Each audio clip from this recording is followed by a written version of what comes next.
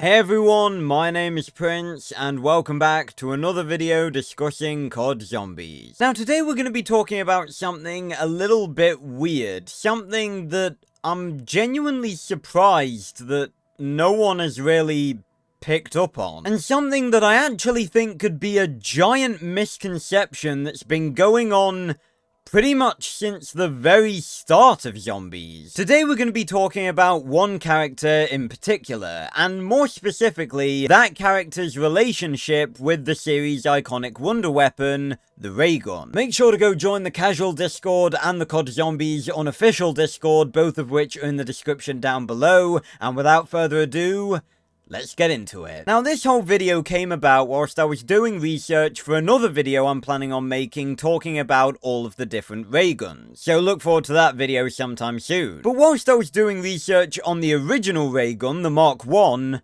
I actually clicked onto something that I'd never really realized before. Now, as most of you know, the ray gun was the first wonder weapon ever introduced in COD Zombies. It was first introduced in Nacht der Untoten and has reappeared in every main Call of Duty Zombies game since, and is absolutely the most iconic wonder weapon of the entire series. Now, obviously, originally there was just the ray gun, but then in Der Riese we obviously got the introduction of the Pack-a-Punch machine, which allowed players to upgrade their weapons and thus allowed them to survive for longer. And of course, this applied to the ray gun as well. Given that the ray gun was absolutely amazing back then, given that it was pre-Black Ops 3, players were all too keen to upgrade the ray gun and increase its firepower. And the name of the upgraded ray gun is Porter's X2 ray gun. Now, as we all know, in the early days of zombies, i.e. the World at War era, Treyarch had basically just started this mode and had little idea on where the story was gonna go, let alone an idea of all the side characters we know and love today. But one of these side characters that was introduced in Der Riese was H. Porter. Now, H. Porter was a Group 935 scientist. We were never told when Porter started working with Group 935, but given how much faith both Maxis and Richtofen put in him throughout the story, we can assume that he was probably one of the original members, or at least someone who was proficient enough in his work that Maxis and Richtofen trusted to work on all their most important technology. Now, we first hear of Porter in one of the radios in the original Der Riese. We hear a message from him moments before the outbreak occurs at Der Riese, and according to the Chronorium, Porter activates an alarm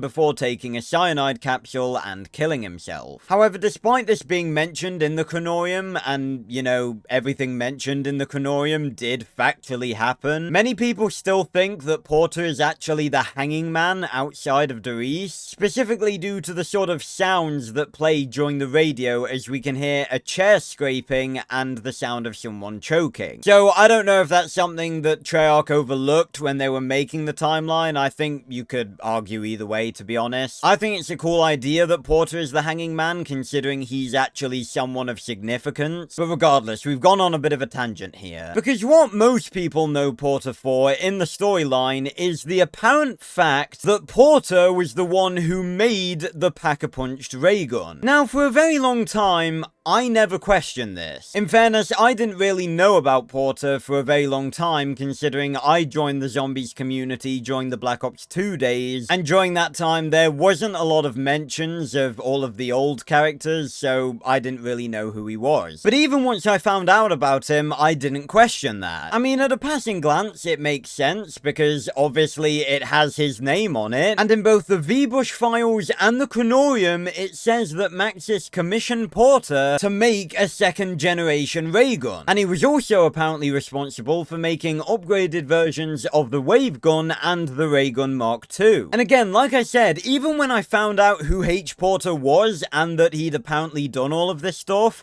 I never questioned it, because this was something that literally everyone would tell you. Literally every single YouTuber who has ever covered Porter has said that he's done this stuff. Black Ops Amazing, Johnny J25, even the fucking wiki says he's done this stuff. So again, I never questioned any of this stuff. It was just another thing that everyone knew. Everyone knew that Porter was this guy who worked for Group 935 and was the one responsible for creating all of these upgrades. Everyone knows this, everyone believes this, and that includes me.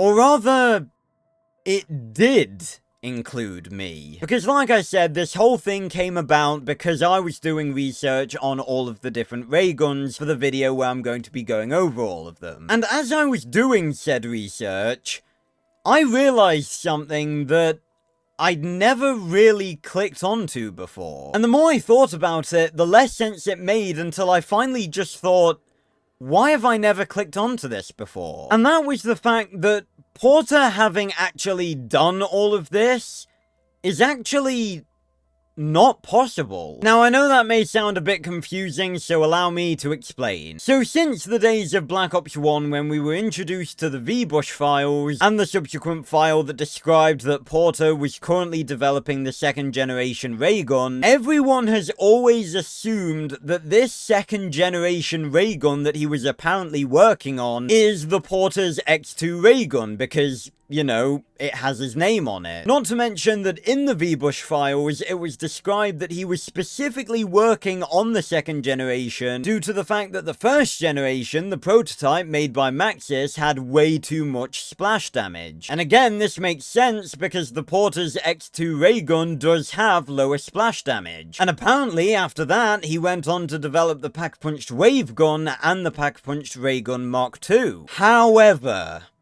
there is one massive, glaring issue with all of this.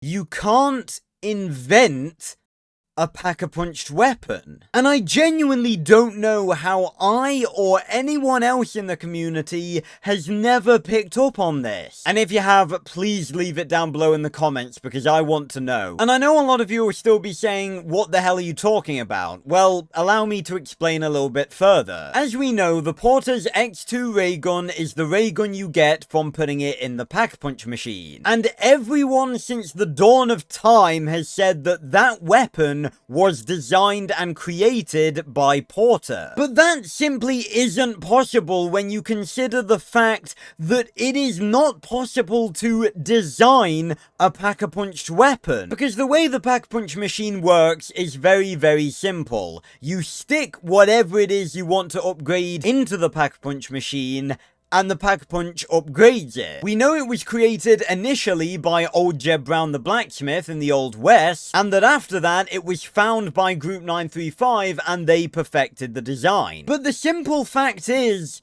Pack-a-Punched weapons can't be created. Plus, the Pack-a-Punch isn't something that you can program either. You can't, like, feed it blueprints or program it to upgrade something a certain way. You simply shove your weapon into the slot in the Pack-Punch machine, and whatever it spits out is the upgrade you've got. Again, we've never really gotten a concrete answer as to how the Pack-a-Punch upgrades weapons, as in what does it actually do to the weapons to upgrade them. Maybe it infuses them with 115. I think that's probably the most likely scenario, but the simple fact is, you can't manipulate the Pack-a-Punch to create something or upgrade something a certain way. And therefore, it is impossible for Porter to have invented the Porter's X2 ray gun because, plain and simple, you can't make Pack-a-Punched weapons. The only thing that can make Pack-a-Punched weapons is the Pack-a-Punch itself, and whatever you get from that is what you get. You put your weapon in, it gives you an upgraded version, it is what it is, it's as simple as that. And although Porter isn't mentioned very much in the Chronorium, he is mentioned in that entry where it says that Maxis developed the ray gun, and then Porter started work on developing the second generation model. But what the Chronorium does not say is that Porter started work on the second generation wave gun or the second generation ray gun Mark II. And I feel like if the Porter's X2 ray gun was what he was referring to, then the Chronorium would have mentioned the upgraded wave gun and the upgraded ray gun Mark II as well. Now, I'm sure a lot of you will still be saying that some of this doesn't make sense, but just hold your horses and I'll explain a bit more. The first thing I'm sure some of you will be thinking is, well, okay, if it's not made by Porter, then why is it called the Porter's X2 ray gun? Well, that's something that actually could have more than one explanation. explanation. One answer is that we know that in Tag der Toten, Richtofen actually assigned Porter to reverse engineer the Pack-Punch. So maybe after he perfected the Pack-Punch machine, Porter put the ray gun in it first. And maybe because he was the one to perfect the Pack-Punch and the ray gun was the first gun that he actually put inside it and upgraded, maybe he just named it after himself because it was the first weapon that he Pack-a-Punched using the perfected Pack-a-Punch machine that he built. Or alternatively, and I actually think this is the more likely theory, the name Porter's X2 ray gun isn't actually a reference to H. Porter at all. Because I actually found out recently that Porter's name is actually a reference to the Treyarch developer Max Porter, who was the developer who originally designed the ray gun. So if I'm being honest, I don't think the Porter's X2 ray gun is a reference to the character of H. Porter at all. Because back then in World at War, obviously, upgrading was a brand new thing, and considering that the ray gun had become this iconic weapon in zombies, I don't see it as being very unlikely that they called it the Porter's X2 ray gun in honor of Max Porter, who designed what is undeniably the most iconic wonder weapon ever made in zombies. And after that, maybe they just carried on the trend with the Zap gun and the Ray Gun Mark II. Now, I do want to briefly mention that according to the wiki article on Porter, he's actually mentioned in a quote from Moon by Richtofen when the player acquires the Pack-Punched wave gun. But I've looked at the list of quotes on Moon on the wiki, and I've listened to videos going over every single quote that Richtofen has in Moon, and I have found no such quote. So I don't know if that quote exists or not. If it does, then please put a link to an actual recording of that quote down in the comments down below. But I've literally searched YouTube, the internet, the wiki, everything, and I cannot find any evidence that that quote actually exists. So I don't know. If that quote exists somewhere, then maybe there's something else to discuss about this. But as far as I know, I've looked throughout the entirety of YouTube, the wiki, everything, and I cannot find any evidence of that quote. So moving on from that, obviously it says in both the VBrush files and the Chronorium that Porter was working on developing the second generation model. And again, a lot of people probably still think that that second generation model is the Porter's X2 ray gun.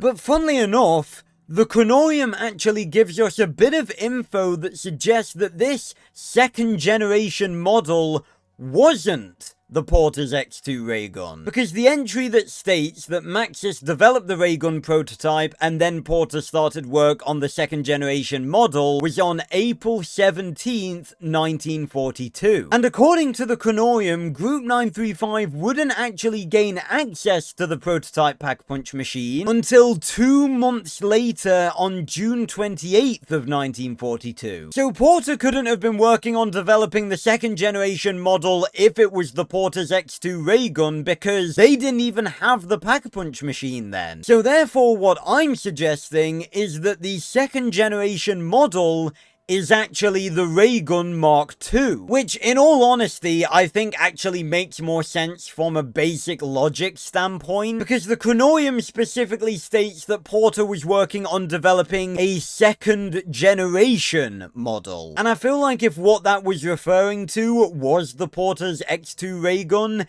it wouldn't say that. It would probably say Porter works on upgrading the prototype. But second generation model more suggests that, it was a second generation of ray gun that was different. And there's not really that much difference between the ray gun and the Porter's X2 ray gun, apart from the latter being a bit stronger and having less splash damage. And this is actually backed up in Black Ops 4 when we've gotten blueprints of the Mark II, and it literally says that it was made by Porter. And on top of that, the ray gun Mark II doesn't actually have any splash damage at all. Or at least it's not supposed to. Because like I said, the whole reason that Maxis ordered Porter to develop a second generation ray gun is to reduce the splash damage because it was harmful to the user. And I'd say the Ray Gun Mark II does that pretty well as being a hell of a lot stronger. And once again, if this entry in the Chronorium was referring to the Porter's X2 ray gun being the second generation model that Porter made, it's a bit weird that it doesn't say anything about the Porter's X2 Zap gun and the Porter's Mark II ray gun. Not to mention that if Porter were to make the Porter's X2 Zap gun, that would have meant that he would have had to go to Moon. And given that we actually don't know that much about Porter, we don't really know whose side he was on. Because as most of you know, Group 935 almost had a bit of a civil war going on. Because Maxis was the leader, obviously, but after he turned to Nazi Germany, Richthofen and a lot of other people in Group 935 decided to basically betray him and follow Richthofen in doing stuff like developing Griffin Station. So we don't really know what side of the fence Porter was on, but I'll be honest, I don't really see Porter as being the same sort of vicious, evil scientist like Groff and Schuster were when they were working with Richthofen. We know that he interacted with both Maxis and Richthofen, but we don't really know much about his personality or how he saw what they were doing in Group 935. But in the radio where he dies, he does say, "God forgive us all," so I do think that he was more on the sort of better morality side of Group 935. And if that's the case, then he definitely wouldn't have found himself in the company of Groff and Schuster on Griffin Station, considering they were doing some really fucked up stuff on there. They were literally sacrificing their own employees to charge the MPD. So I don't think Porter, if he was, you know, a genuine guy that had a shred of morality, I don't think he'd want to be a part of Richthofen's 935 rebellion, and thus he probably wouldn't have gone to Griffin Station. And if he never went to Griffin Station, then he never would have even known the wave gun existed, let alone make an upgrade for it. So in conclusion, after considering this for literally the first time ever, I don't think it's actually possible that Porter made these upgrades because, plain and simple, you can't make Pack-a-Punch upgrades. The only thing that can make Pack-a-Punch upgrades is the Pack-a-Punch itself, and it just does that. You don't feed the Pack-a-Punch blueprints, you don't program it to upgrade them a certain way. Just like the jingle says, you stick the weapon in the slot and let it change your look. And again, I do want to reiterate one more time, some people may say, well, Porter was working on the Pack-a-Punch machine, how do you know he didn't program it to upgrade the ray gun in the certain way that it did? But I'd like to reiterate that Porter didn't create the Pack-a-Punch machine, he simply replicated it from the broken pieces recovered from Purgatory Point, which is buried for those of you who don't know. So as far as we know, Porter didn't really create the Pack-a-Punch machine, and for all we know, he might not even have added anything to it. Richthofen says that he gave the pieces to Porter because he believed that he might have better luck replicating Jebediah Brown's work. He didn't say upgrading, he simply said replicating. So plain and simple, I don't think it's possible that Porter made all of these upgrades because, plain and simple, you can't make Pack-a-Punch upgrades. And I think that the second generation model described in the VBush files and in the Chronorium was the Raygun Mark II. So ladies and gentlemen, that's pretty much all I have for you today. Let me know down in the comments down below what you guys think of this, because honestly, I was really perplexed when I actually thought about this and how it doesn't make any sense, and even more perplexed when I realized that literally every YouTuber under the sun has been saying that Porter was the one that made these upgrades basically since we found out about the character. So yeah, it's weird that there's seemingly this giant misconception that everyone seemingly believes for some reason. I guess it's just another one of those things that no one really questions until someone points it out, and then we're like, wait a minute, that doesn't make any sense. But anyway, I really hope you guys did enjoy this video. If you did, make sure to leave a like, subscribe, and go join both the casual Discord and the COD Zombies unofficial Discord, both of which are in the description down below. Again, thanks a lot for watching everyone, and I will see you on another video or stream very, very soon. Goodbye everyone.